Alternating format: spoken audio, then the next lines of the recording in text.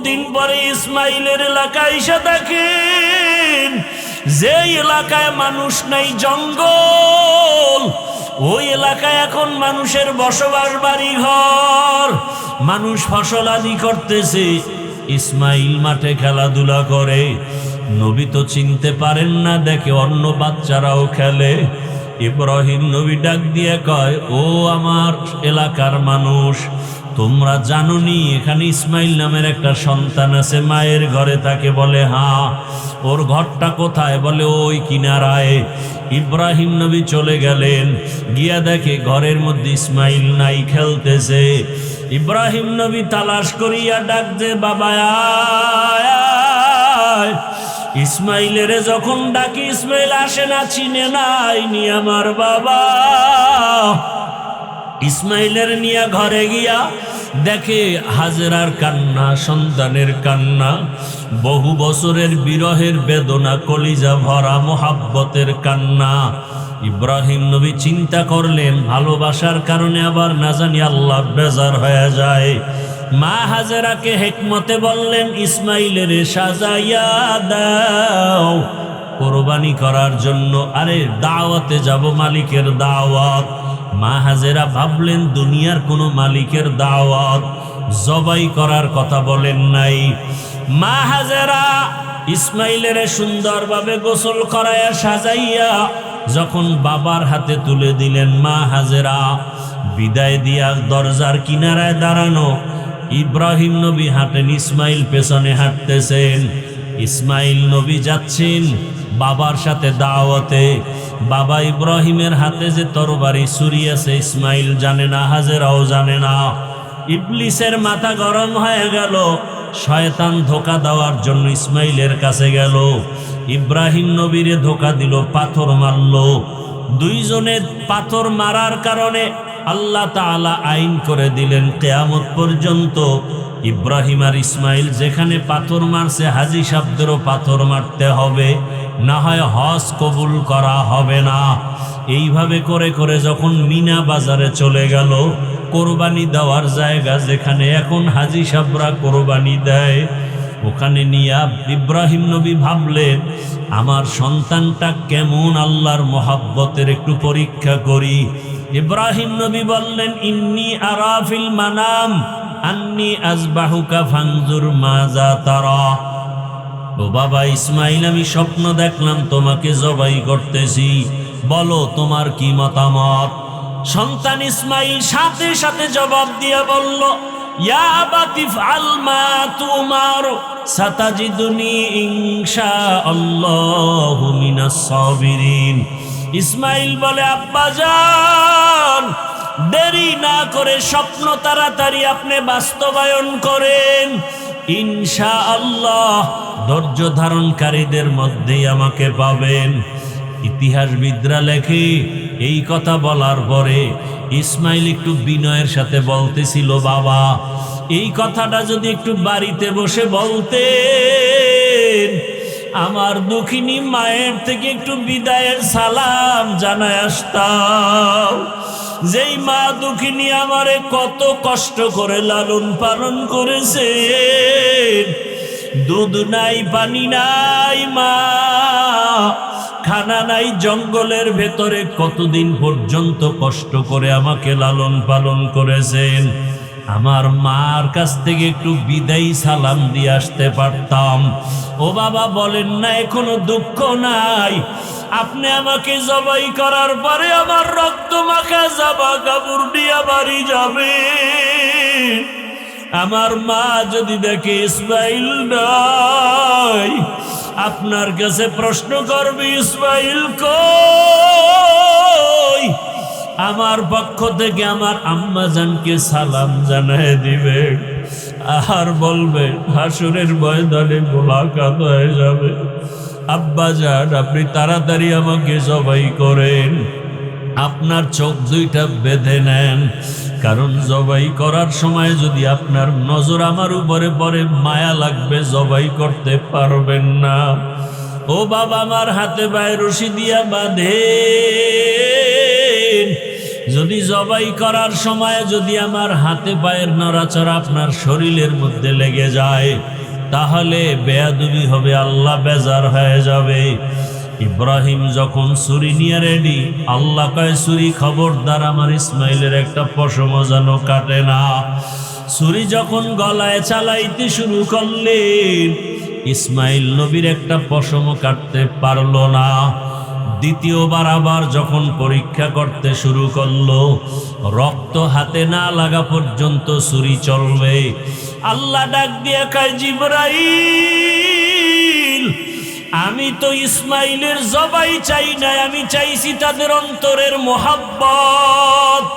তাদের অন্তরের মোহাব্বত পরীক্ষায় তারা পাশ করেছে। তুমি তাড়াতাড়ি জান্নাত থেকে একটা দুম্বা নিয়ে যাও, ইব্রাহিমের ছুরির নিচে দিয়া দাও, আর ইসমাইলের সরায়া দাও। ও পর্দার আড়ালের মা বোনেরা, ও বৃদ্ধ বাবাজিরা, আমার কলিজার যুবক বাবারা, সামনে কোরবানির পরীক্ষা, ওই সন্তান কোরবানি করার পরীক্ষা। যদিও সন্তান জবাই দিবেন না, আল্লাহ আমাদেরকে পশু জবাই করার জন্য ব্যবস্থা করে দিলেন। তবে সন্তানটাকে জবাই না করলেও আল্লাহর পথে চালানোর কোরবানি তো দিতে হবে। নামাজে বাধা দেওয়া যাবে না। ও মা বাবারা, সন্তানটাকে বেপরদায় চলতে দেওয়া যাবে না। কোরআনওয়ালা বানাতে হবে। ডাক্তার, ইঞ্জিনিয়ার, প্রফেসর বানাবেন, তবে নেক আমলওয়ালা ডাক্তার বানান। কত ডাক্তার আছে নামাজ পড়ে, কত ইঞ্জিনিয়ার নামাজ পড়ে, কত র্যাব, আর্মি, পুলিশ, বিডিআরের চাকরি করে, নামাজি অভাব নাই। এমন একটা সন্তানকে আপনি চাকরিজীবী বানান, নামাজি চাকরিজীবী, নামাজ পড়বে, কোরআন পড়বে, মা বাবার জন্য দোয়া করবে। এতদিন যারা গুনার ভিতরে ছিলেন তওবা করেন।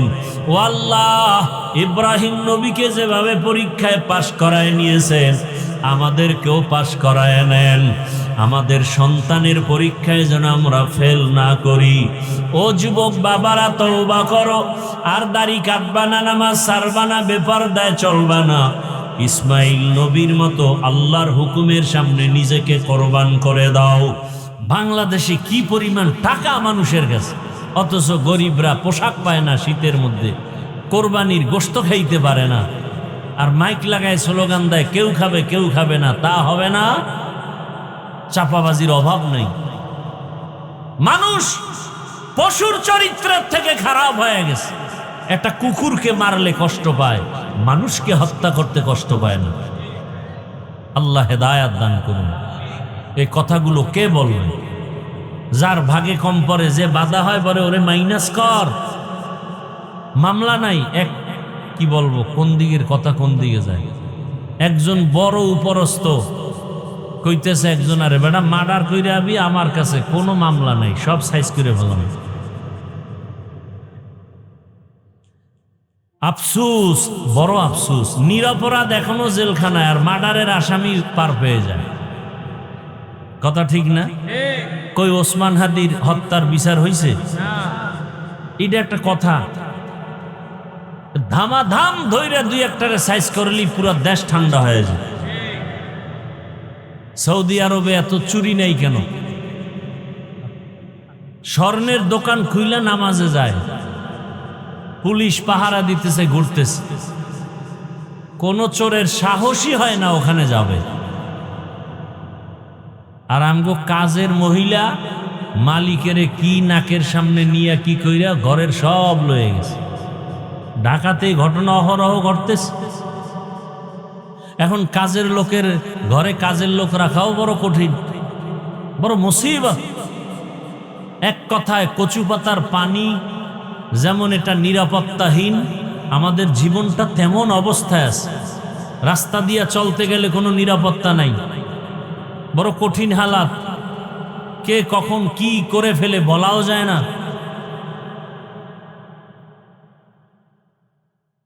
তো কোন কথার থেকে কত দূর আসলাম মনে নাই? নূহ আলাইহিস সালামের দ্বারা ওই বাবেল শহরে নমরুদ, মনে আছে না? স্বপ্ন দেখা ইব্রাহিম নামের সন্তান আসবে, এটা আসতে দেওয়া হবে। ডাইরেক্টর বানাইলো কারে? নমরুদ। ইব্রাহিম নবীর বাবা আজরকে। আল্লাহর সিদ্ধান্ত কি ডাইরেক্টরের ঘরেই ইব্রাহিম আসলো? আসলো তো আসলো। অনেক বড় ঘটনা। শেষ পর্যন্ত ইব্রাহিম নবীকে মা গোপনে গোপনে লালন পালন করে বড় বানাইছে। এখন চেহারা সুন্দর দেখে তো যে দেখে তারই কি লাগে? মায়া, মোহাব্বত বেড়ে যায়। বাবার মায়া, ঘরে লালন পালন হয়ে গেল। নমরুদেরও মায়া লাগছে দেখা। যখন ইব্রাহিম আল্লাহর পথে দাওয়াত দেয়, ইব্রাহিম নবী বাবারে বললেন, আতাত্তাখিজু আসনামান আলিহা, ও বাবা, নিজের হাতে মূর্তি বানাইয়া তোমরা তারে খোদা মানো, এটা কেমন কথা? নিজের হাতে মূর্তি বানায়, মাছিও সরাইতে পারে না। সামনে দুধ কলা দেয় খাইতেও, ফাঁকে দিয়ে মাছি আইসা খাইয়া যায়। কথা ঠিক না? এরে আবার খোদা মানে, কথা ঠিক? ইব্রাহিম নবী বললেন, নিজের হাতে খোদা বানায় এটা আবার তুমি পূজা করো, এটা কেমন কথা? এই বাপের চেয়ে বেশি বুঝিস না। এবার অনেক ঘটনা আপনারা শুনছেন ওলামায়ে কেরামদের জবানে। সর্বশেষ ইব্রাহিম নবীর এক আল্লাহর দাওয়াত শুনিয়া নমরুদ পর্যন্ত ফাবুহিতাল্লাযী কাফার। ইব্রাহিম নবী প্রশ্ন করেন, নমরুদ জবাব দিতে ব্যর্থ হয়ে গেল। জালেম যখন যুক্তি দিয়ে আগাইতে পারে না, তখন জুলুম করা শুরু করে। তখন কি করে? জুলুম, মেরে ফেলো, ওর বাড়ি আগুন জ্বালাও। এটা হলো জালেমের কাজ। যুক্তিতে আগাইতে পারে না, জুলুম করে এখন নিজে বড় হবে। ও আজর, ইব্রাহিম রে আগুনের মধ্যে জ্বালায় দাও, ওরে বুঝায় দেখো আমাদের মূর্তি পূজার বিরুদ্ধে কথা বলে, এটা মানা যায় না। বুঝানোর পরে দেখে না ইব্রাহিমকে বুঝানো যায় না। ফাইনাল সিদ্ধান্ত, ইব্রাহিমকে আগুনের মধ্যে জ্বালায়া পুড়িয়া ফালাও। আল্লাহ কয় না, আমি আল্লাহ যাকে বাঁচায় রাখবো তাকে কেউ মারতে পারবে? সম্ভব না। আল্লাহ যাকে দুনিয়াতে পাঠাবেন, কোন জন্ম নিয়ন্ত্রণের আইন আর ঔষধ তাকে ফিরায় রাখতে পারবে না। আল্লাহর সিদ্ধান্ত। ইব্রাহিম নবীর জন্য এবার আগুন সাজানো হলো। বিশাল এরিয়া নিয়া আগুনের মধ্যে ফালাইবে, কিন্তু আগুন এত বিশাল, তাপমাত্রা এত বড় এরিয়ায় কাছে যাওয়া যায় না। এবার চরক গাছ আনছে, চরক গাছের চরখার মতো ঘুরাইয়া রশি দিয়া বেঁধে ইব্রাহিম নবীর আগুনের মধ্যে ফেলবে, কিন্তু ফেলতে পারে না। এইবার নমরুদ বলে, আমার অবস্থা খারাপ, ইব্রাহিমের আগুনে ফেলা যায় না কেন? সবাই রশি ধরে টানো, ইব্রাহিমের বাইদা তারপরে ফালাও। বাধা হলো, টানা হলো, হাজার হাজার মানুষ ফেলতে পারে না। নমরুদ তওবা করবে করবে ভাব, এবার ইবলিস এসে হাজির হয়ে গেল। ডাক দিয়ে কয়, নমরুদ এত কেন পেরেশান? যত আকামের বুদ্ধি দেওয়া দরকার মিস কল দিবি, হাজির হয়ে যাব। ইব্রাহিম রে ফালাইতে পারবি না, কারণ আল্লাহর নবী ইব্রাহিম লক্ষ লক্ষ ফেরেশতা ইব্রাহিমের ধরে রাখছে, আগুনের মধ্যে ফেলা যাবে না। যদি এই মুহূর্তে ফেলতে চাও, ইব্রাহিমকে উলঙ্গ করতে হবে, তাহলে রহমতের ফেরেশতা ভেঙে যাবে। কোন কোন ঐতিহাসিকরা লেখছেন, যদি এখন ইব্রাহিমের সামনে উলঙ্গ নাচ গান করাইতে পারো, তাহলে রহমতের ফেরেশতা চলে যাবে, ইব্রাহিমকে আগুনে ফেলা সহজ হয়ে যাবে। তাই করা হলো। ইব্রাহিমকে যখন আগুনে ফেলা হলো, আল্লাহ তাআলা আগুনকে নোটিশ জারি করলেন, কুলনা ইয়া নারু কুনি বারদাও ওয়া সালামান আলা ইব্রাহিম, কে লুতফে খেশরা ইজহার কর বা খলিল আসনারে গুলজারে কর। ইব্রাহিম নবীর আগুনকে আল্লাহ বলেন শান্তিদায়ক, ঠান্ডা হয়ে যাও। মুফাসসিরিনে কেরাম বলেন শুধু ওই আগুন না, ওই টাইমে দুনিয়াতে যত আগুন ছিল সব আগুন ঠান্ডা হয়ে গেল, সব আগুন। ইব্রাহিম নবী আরামে বসে আছেন, আগুনের মধ্যে একটা পশমও জ্বলে না। নমরুদের চান্দি গরম, ওই আগুন জ্বালাও না কেন? কয় আমি যার গোলাম তুমিও তার গোলাম, তুমি আমাকে বলো একবার জ্বালাও, আর আমার মালিক বলে খবরদার ইব্রাহিমের একটা পশম যেন না জ্বলে। দীর্ঘদিন আগুনে থাকলেন, ইব্রাহিম নবী বের হয়ে আসলেন। চাচাতো ভাই একজন নবী আর তার বিবি বিশ্ব সুন্দরী সারা, একে নিয়ে এবার কয় না, এই দেশে আর থাকা যাবে না, সিরিয়ায় হিজরত। এইবার ওই যে খুতবায় আয়াত পড়ছিলাম, এই আয়াতে ওই হিজরতের কথা বলা হচ্ছে। ইব্রাহিম নবী বলেন, ইন্নী যাহিবুন ইলা রব্বি সায়াহদিন, আমি আমার রবের দিকে হিজরতের জন্য রেডি হয়ে গেলাম। আমার রব আমার জন্য কল্যাণের পথ রাস্তা বের করে দেখায় দিবেন। বিবি বিশ্ব সুন্দরী সারাকে নিয়া রওয়ানা সিরিয়ার জমিনে, মিশরের উপর দিয়া যেতে হবে। মিশরের বাদশা বড় জালেম। যখন শুনছে বিশ্ব সুন্দরী, গোয়েন্দা বিভাগের লোকেরা বলল বিশ্ব সুন্দরী সারা আসছে। ইব্রাহিমের স্ত্রী বলে আটক করো। আটক কইরা স্ত্রীকে নিয়ে গেল বাদশার রাজমহলে, রাজপ্রাসাদে। পৃথিবীতে মুসলমানকে ধ্বংস করার যতটা উপকরণ আছে, এর মধ্যে সব থেকে বড় উপকরণ হলো বেপর্দা। কি বেপর্দা? অর্ধুলঙ্গ উলঙ্গ নারীদের নাচ গান, অবাধে চলাফেরা, এতে মুমিনের ঈমান ধ্বংস হয়ে যায়। আল্লাহ হেদায়েত দান করুন। পর্দার ওয়াজই তো নাই, পর্দার ওয়াজ করবে কি? আমি যদি বেপর্দায় মহিলাগুনি একসাথে এক টেবিলে বসি, তাহলে পর্দার ওয়াজ কি আমার জবানে আসবে? কথা বলেন, আসবে? আমি মাওলানা, আমি মুফতি, আমি মুহাদ্দিস, আমি বড় হুজুর, আমি যদি মহিলাদেরকে বেপর্দায় এক টেবিলে বসাই, তাহলে আমার জবানে কোনোদিন পর্দার বয়ান আসবে? আর আমার জবানে পর্দার বয়ান হলেও উম্মতের লাভ হবে না, কোনোদিন লাভ হবে না। এই নারীর বেপর্দা আমাদের ধ্বংসের কারণ। আল্লাহ হেদায়েত দান করুন। ওই উত্তরবঙ্গে একবার দেখছিলাম, মহিলা মসজিদে উঠে বক্তব্য দিতেছে। কমিশনার না চেয়ারম্যান, বাস পাওয়ার পারে না, হুজুরগো নামাই দিয়ে সে নামাজটা পড়ায় দেয়। এমন অবস্থা, বড় কঠিন হালাত। তবে এটা ইতিহাস লেখা থাকবে যে বাংলাদেশের প্রধানমন্ত্রী কি এখন কথা বলে, এটা একটা ইতিহাসের পাতায় লেখা থাকবে না? প্রধানমন্ত্রী পুরুষ। কারণ রসুলের সহিহ হাদিস, যেই দেশে বারবার নারী ক্ষমতার প্রধান হবে, তসবিহ ছিঁড়ে গেলে যেমন একটার পর একটা দানা পড়তে থাকে, আসমান থেকে এরকম গজব একটার পর একটা আসতেই থাকে। আল্লাহ আমার দেশকে হেফাজত করেন, আমার জাতিকে হেফাজত করেন। ভাইরা আমার, এবার ওই জালেম সুন্দরীকে নিছে।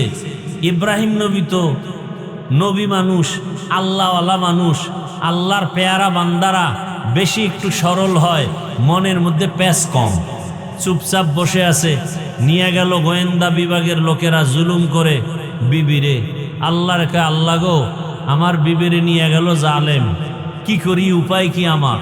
আল্লাহ কা ইব্রাহিম এখানে বসে থাক, অন্তর চক্ষু খুলে দিলাম, ওই জালেম যা করবে তুই এখানে বসে দেখবি। সুন্দরী রমণী দেখে ওই জালেম যখন হাত বাড়াইছে, সাথে সাথে হাত বাঁকা হয়ে গেছে। এভাবে 3 বার, আমি সংক্ষেপ করে যাচ্ছি। শেষ পর্যন্ত জিগাই তোমার ভিতরে এমন কি পাওয়ার যে আমি ব্যর্থ হয়ে গেলাম 3 বার, জবান বন্ধ। এবার বলে আমার মধ্যে কোনো পাওয়ার নাই, তবে এতটুকু বলা যায় আমি আল্লাহর প্যারা নবীর একজন স্ত্রী। কে সে নবী? বলে ইব্রাহিম নবী। তাই নাকি? বলে হ্যাঁ। এবার 2-3 বার আকাম কইরা যখন দেখে ব্যর্থ, এবার দিল নরম করে ইব্রাহিম নবীকে আনলেন, সম্মান করলেন। আর সন্তানাদি কি আছে ইব্রাহিম নবীর? কয় কোনো সন্তান নাই, বুড়া বয়স। এবার হাজেরা ছিলেন খাদেমা, তাকে ইব্রাহিম নবীর খেদমতের জন্য দিলেন। মা সারার মতামত নিয়ে এক পর্যায়ে বিবাহ হয়ে গেল। আল্লাহর কাছে ইব্রাহিম নবী নেককার সন্তানের দোয়া করলেন, রব্বি হাবলি মিনাস সলিহিন। কে দোয়া করলেন? ইব্রাহিম নবী। ও সন্তানের মা বাবারা, সন্তান মা বাবার কথা শুনে না আল্লাহর কাছে কয়দিন দোয়া করছেন? সন্তান দুনিয়াতে ভালো আশা করার জন্য ভালো মা ঘরে আনা দরকার ছিল। আপনি তো ভালো মা আনছেন না ডানা কাটা ভরি নিয়ে আসছেন? ভালো একটা মা ঘরে আনার পরে ওই মা বেপরদা করে না, বেগানার নজর লাগায় না, আল্লাহর কাছে দোয়া করে, স্বামীও দোয়া করে।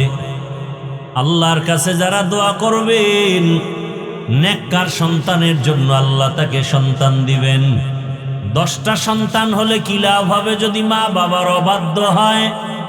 সন্তানের কারণে যদি মা বাবা জেলখানায় যেতে হয়, মা বাবা যদি সন্তানের অপরাধের কারণে সমাজে মুখ দেখাইতে না পারে, এমন সন্তান 10টা হওয়ার দরকার নাই। ইজ্জত বাঁচানোর জন্য 1 সন্তান যথেষ্ট।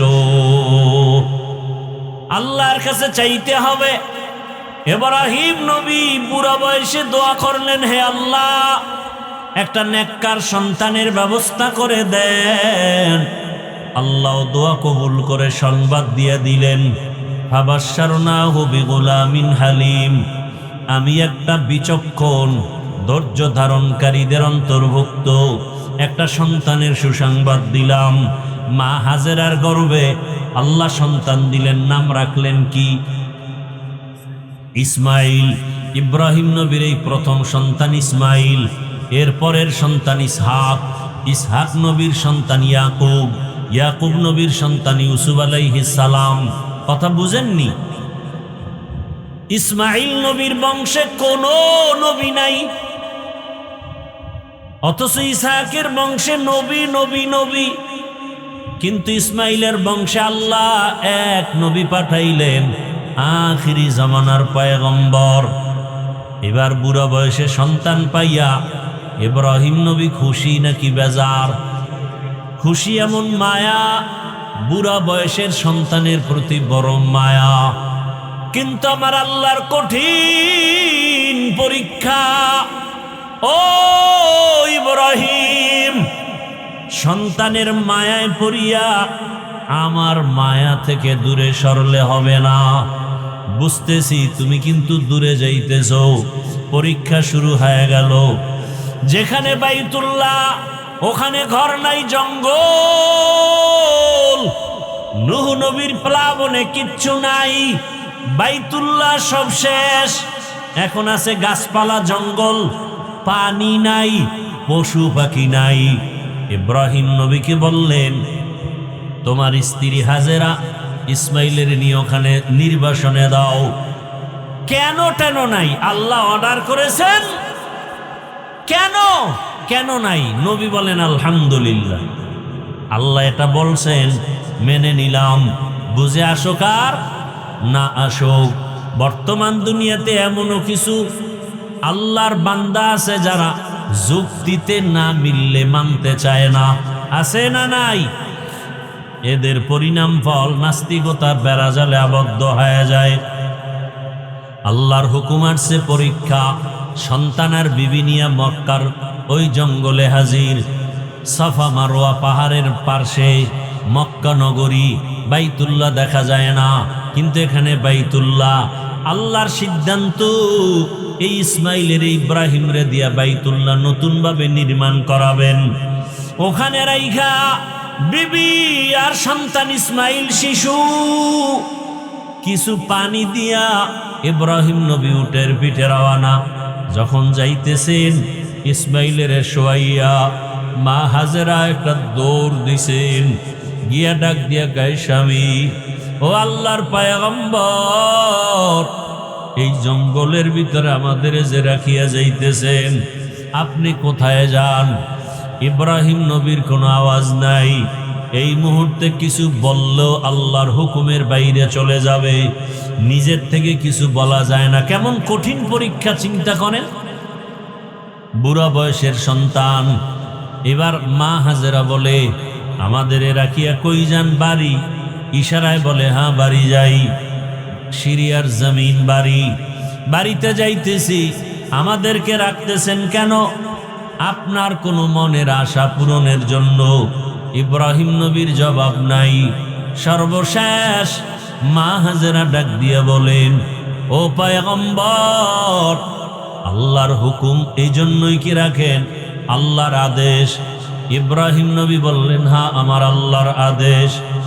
এ কথা শোনা মাত্র হাজেরা আলাইহিস সালাম চোখের পানি ছাড়লেন আর বললেন, ও পয়গম্বর, আমার আল্লাহ যদি আদেশ করে থাকে, আমার কোনো দাবি নাই, আপনি আমাদের জন্য দোয়া করিয়েন। ইসমাইলের মাঝে মাঝে আইসা দেখবেন, আমি হাজেরার খবর নেওয়ার প্রয়োজন নাই। এখানে পশু পাখি থাকে না, পানিও নাই, যতটুকু পানি আছে শেষ হয়ে যাবে 2-1 দিনের মধ্যে। আমি হাজেরার খবর নেওয়ার প্রয়োজন নাই। আপনার এই বয়সের সন্তান ইসমাইলের মাঝে মাঝে এসে একটু কলিজা ভরে দেখা যাইয়েন, খবর নিয়েন। এবার এই কথা বইলা মা হাজেরা আল্লাহর শরণাপন্ন হলেন। ও আল্লাহ, এই গহীন জঙ্গল, মানুষ নাই, পশু পাখি নাই। ও আল্লাহ, মেহেরবানি করে আপনি আমাদের সব আরামের ব্যবস্থা করে দিয়েন, ইজ্জতের সাথে আপনার হুকুম পালনের ব্যবস্থা করে দিয়েন। ইব্রাহিম নবী পাহাড়ের উপর উঠিয়া নিচে নাইমা আড়াল হয়ে গেলেন। ওখানে নামার পরে সন্তানেরও দেখা যায় না, হাজেরাকেও দেখা যায় না। নবী ইব্রাহিম হাত উঁচু করে মালিকের দরবারে দোয়া করলেন, রব্বানা ইন্নী আসকানতু মিন যুররিয়্যাতি বিওয়াদিন গায়রি জি যারইন ইনদা বাইতিকাল মুহাররম রব্বানা লিয়ুকিমুস সালাতা ফাজআল আফইদাতাম মিনান নাসি তাহওয়ি ইলাইহিম ওয়ারযুকহুম মিনাস সামারাত।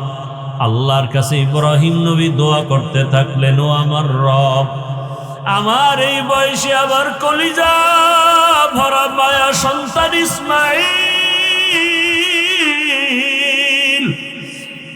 আমার এই জীবনের শেষ, আমার কলিজা ভরা মায়া, আমার হাজেরাকে রাখিয়া এমন জায়গায় আপনি রাখতে বলেছেন। আমি প্রশ্ন করি নাই, ও দয়ার মালিক, একটা মানুষ নাই, পশু পাখি নাই, পানি নাই। ও আল্লাহ, কি হবে জানি না, আমি দোয়া করতেছি আপনি কুদরতের দ্বারা বসবাসের ব্যবস্থা করে দেন, রিজিকের ব্যবস্থা করে দিয়েন, পানির ব্যবস্থা করে দিয়েন, আর ধৈর্য ধারণ করার ব্যবস্থা করিয়েন। আপনি যদি ওদের দেন, ওরা নামাজ আদায় করবে, আপনার শুকর আদায় করবে। ইব্রাহিম নবী দোয়া করে চলে গেলেন। এদিকে মা হাজেরা আর ইসমাইল ছাড়া কেউ নাই। রুট পানি শেষ হয়ে গেল। 1 দিন 2 দিন 3 দিন মা হাজেরা বাচ্চাকে দুধ দেয়। দেখি ইসমাইল 1 দিন পরে দুধও পায় না। মা তার জিহ্বাটা ইসমাইলের মুখে দেয়, দেখে জিহ্বায় কোনো পানি নাই। মা পাগলনির মতো হয়ে গেল। সন্তানের এত আকুতি, মা না খাইয়াও চায় আমার সন্তান যেন কষ্ট না পায়। একটা মায়ের অন্তরে, বাবার অন্তরে সন্তানের কি মায়া। ও পর্দার আড়ালের মা বোনেরা, কই তোমার মা, কই তোমার বাবা? যেই মা বাবা না খাইয়া তোমারে আমারে বড় বানাইছেন, আজকে ওই মাকে কবরে রাখিয়া কেমনে আরামে ঘুমাও? ওই বাবারে কবরে রাখিয়া কেমনে আরামে ঘুমাও? ওরে অনেকের সন্তান বিদেশ, মা এই যে কোরবানি আসতেছে, ওই সন্তানের চিন্তায় মা এক টুকরা গোশত মুখে দেয় না, সবাই রে গোশত পাকাইয়া খাওয়ায়। কিন্তু মায়ের অন্তরে বড় ব্যথা, বড় দুঃখ। আমার সন্তান আমার কাছে নাই, আমার সন্তানটারে কাছে পাইলে আমি কলিজা ভরে খাওয়াইতাম। ওই সন্তানটারে দূরে রাইখা মা ভালো খানা মুখে দিতে পারে না। ও আমার যুবক বাবারা, আজকে যাদের মা বাবা বেঁচে আছে এখনো ওই রত্ন হারাইও না। এই মা বাবা হারাইয়া গেলে আর পাইবা না রে সন্তান। ওই মা বাবা তোমার জীবনের বড় ছায়া, দোয়া দিও। ওরে বাবার সাথে যদি গোপনে অন্যায় করো, দোয়া চাইও। বাবার কাছে গিয়া বলিও, বাবা আমারে মাফ করে দাও। ওরে বাবার কাছে যদি ক্ষমা চাইতে পারো, বাবার চোখের পানি ধরে রাখতে পারবে না। মায়ের কাছে গিয়া ক্ষমা চাইও, মায়ের কষ্ট দিও না রে বাবা। ওই মা বাবার চোখের পানি আরশে আজিমে চলে যাবে। ও যুবকেরা, এই বয়সে মায়েরে কত কাঁদাইছো, বাবারে কত কাঁদাইছো। এখনো সময় আছে, পায়ে হাত রেখে বলি তওবা করো আর গুনাহ ছাড়ো। মা বাবার দোয়া নিয়ে সামনে আগাও। মায়ের কলিজা ফেটে যায়, ইসমাইলের মুখে পানি নাই, দুধও নাই, জিহ্বা দেয় শুকায় দেয়। মা হাজেরা পাগলের মতো ডানে তাকায় বামে তাকায়, হঠাৎ তাকায় দেখে সফা পাহাড়ে পানির মতো দেখা যায়। মা হাজেরা দৌড় দিলেন, গিয়া দেখে সূর্যের একটু আলো পায়া বালুগুলো পানির মতো চিকচিক করে, আসলে পানি না। মা হাজেরা চোখের পানি ছেড়ে কাঁদেন, আবার ইসমাইলের দিকে নজর দেন, আবার মারোয়া পাহাড়ে দৌড়ায়। এইভাবে 7 বার দৌড়াইলেন। মা হাজেরা এমন ভাবে দৌড় দিছে, আমার মালিকের কাছে এত মজা লাগছে। আমার আল্লাহ ডেকে বলে, ও ফেরেশতা জিবরাইল, আমার হাজেরা যেই জায়গায় দৌড় দিল, ওই সাফা মারওয়ায় যদি হাজী সাহেবরা 7 বার হাজেরার মতো দৌড় না দেয়, আমি কোনো হাজী সাহেবের হজ কবুল করব না। ওই হাজেরার স্মৃতি আমার কাছে ভালো লাগছে। আজকে যত হাজিরা দৌড়ায়, ওমরা করতে যায়, হজ করতে যায়, মা হাজেরা যেখানে একটু জোরে দৌড় দিছেন, ওই জায়গায় চিহ্ন দেওয়া আছে সবুজ বাতি, ওই জায়গায় সব হাজিরা দৌড়ায়। আরে কেমন মানুষ! আজকে হাজার হাজার বছর পর্যন্ত ওই মক্কা নগরীতে মা হাজেরার স্মৃতিচারণ হচ্ছে। আর আমরা কেমন মানুষ, আমাদের নামটা মা বাবায় নিতে চায় না। সন্তান হিসাবে বড় খারাপ হয়ে গেলাম, বাবা হিসাবেও খারাপ। ওরে এমন চরিত্র, সারা দিন রাত মোবাইল নিয়ে গুনাহ করি। আজকে আমাকে স্বামী হিসাবে স্ত্রীও ভালো জানে না, বাবা হিসাবে সন্তানও ভালো জানে না। মনে মনে ঘৃণা করে বাবায়, গুনাহ করে মোবাইলের দ্বারা। স্ত্রী ঘৃণা করে আমার স্বামী, গুনাহ করে মোবাইলের দ্বারা। আসলে তোমার দুনিয়াতে আমার মাওলা স্মরণ করবে দূরের কথা, আপন স্ত্রীর কাছেই তো ভালো হইতে পারলাম না। ও কপাল পোড়া মুসলমান, আপন সন্তানের কাছে ভালো বাবা হইতে পারল না, কপাল বড় খারাপ। ওরে আপন সন্তানের কাছে আদর্শ বাবা হইতে পারি নাই, আপন ছাত্রের কাছে আদর্শ শিক্ষক হইতে পারি নাই, মুসল্লিদের কাছে আদর্শ ইমাম হতে পারি নাই, আপন স্ত্রীর কাছে আদর্শ স্বামী হতে পারি নাই। আমার কপাল এত খারাপ হয়ে গেল। ওরে আদর্শ বাবা হইয়া যদি কবরে যেতে পারতাম, কলিজা দিয়া সন্তান দোয়া করত। স্ত্রীর কাছে আদর্শ স্বামী যদি হতে পারতাম, আমার স্ত্রী কলিজা ভরে দোয়া করত। ছাত্রদের কাছে যদি আদর্শ শিক্ষক হতে পারতাম, ছাত্ররা কলিজা ভরে দোয়া করত। জনগণের কাছে যদি আদর্শ প্রতিনিধি হতে পারতাম, জনগণ মরিয়া গেল দোয়া করত। লোকটা বড় সৎ ছিল, কোনোদিন মিথ্যা বলে নাই, জনগণের ক্ষতি করে নাই। মানুষই হইতে পারলাম না। ও আল্লাহর বান্দারা, চক্ষু দুইটা বন্ধ করে চিন্তা করেন, আদর্শ বাবা কি হইতে পারছেন? আদর্শ মা কি হইতে পারলেন? আদর্শ স্ত্রী হইতে পারলেন কিনা? আদর্শ স্বামী হইতে পারলেন কিনা? আদর্শ শিক্ষক হইতে পারলেন কিনা? আদর্শ শিক্ষিকা হইতে পারলেন কিনা? আদর্শ ইমাম হইতে পারলেন কিনা? আদর্শ মুসল্লি হইতে পারলাম কিনা? নিজে নিজে চিন্তা করিয়া তারপরে মাওলার কবরের দিকে রওনা হয়ে যাই। কোন দিন মরণ হবে জানা নাই। মা হাজেরা দৌড়ায়, সন্তানের পেরেশানি, চোখে পানি। হঠাৎ করে গাইবি আওয়াজ, কে যেন ডাক দিছে হাজেরা,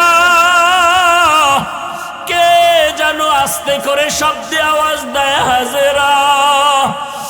মা হাজেরা কান সজাগ, কোথার থেকে ডাক আসতেছে জানা নাই।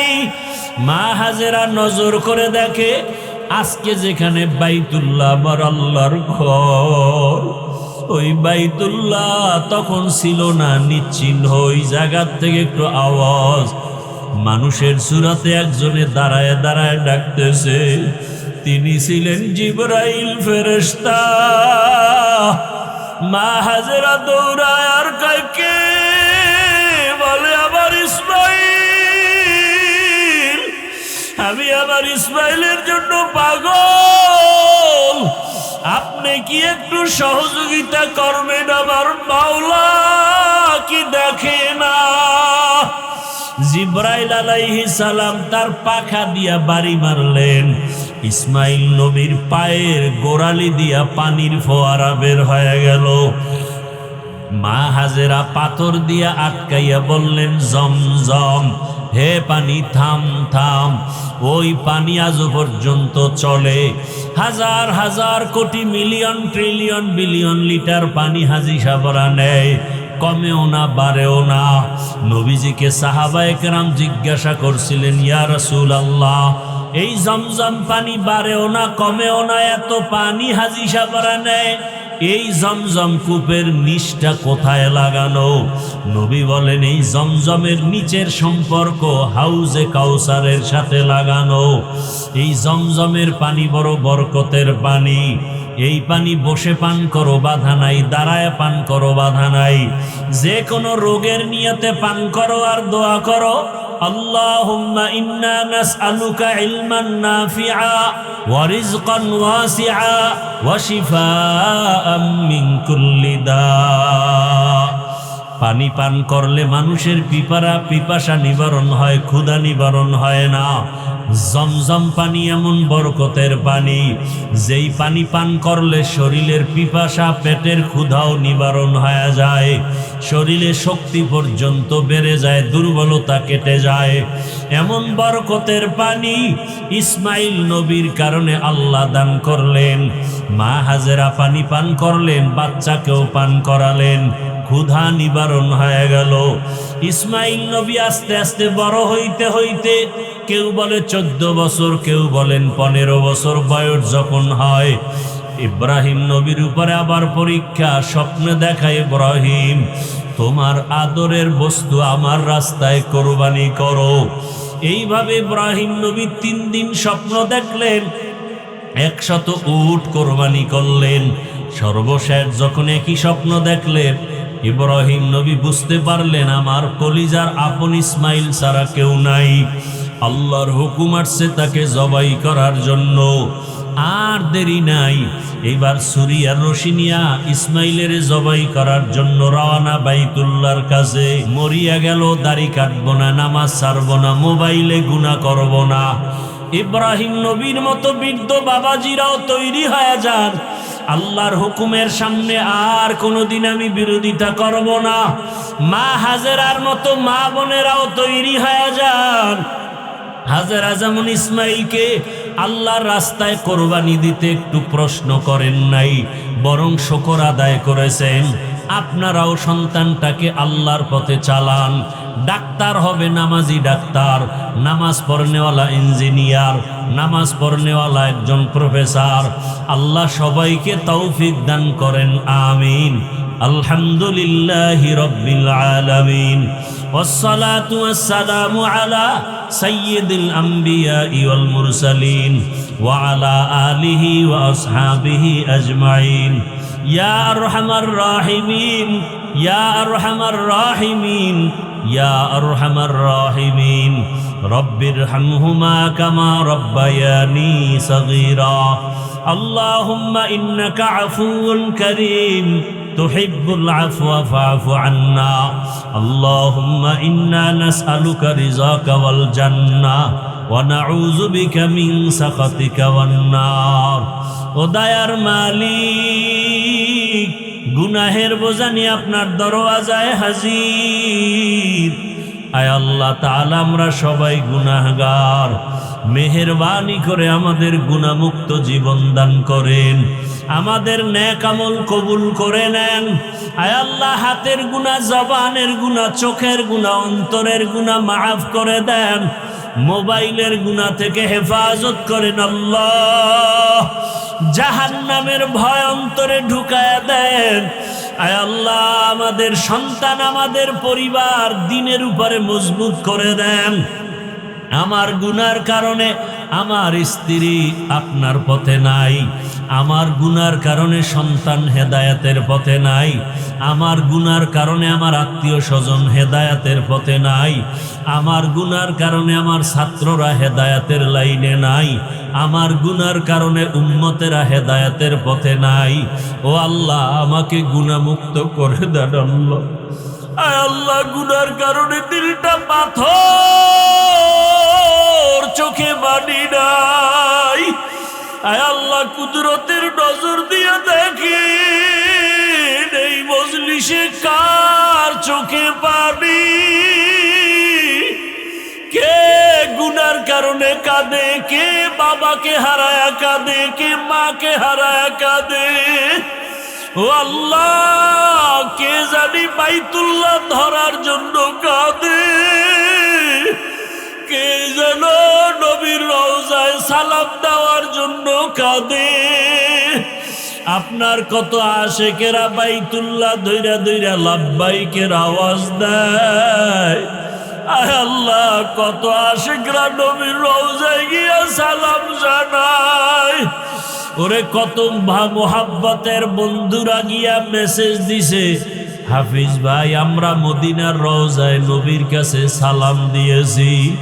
কেউ বাইতুল্লাহ গিয়া বলে ভাইজান আমরা বাইতুল্লাহ লাব্বাইকের আওয়াজ দিয়েছি। ও আল্লাহ, আমাদেরকে কি দিবা না? আয় আল্লাহ, বাইতুল্লাহ ধইরা কি লাব্বাইক বলার ব্যবস্থা করে দিবা না? রসুলের রওজায় গিয়ে সালাম দিতে বারবার মনে চায়।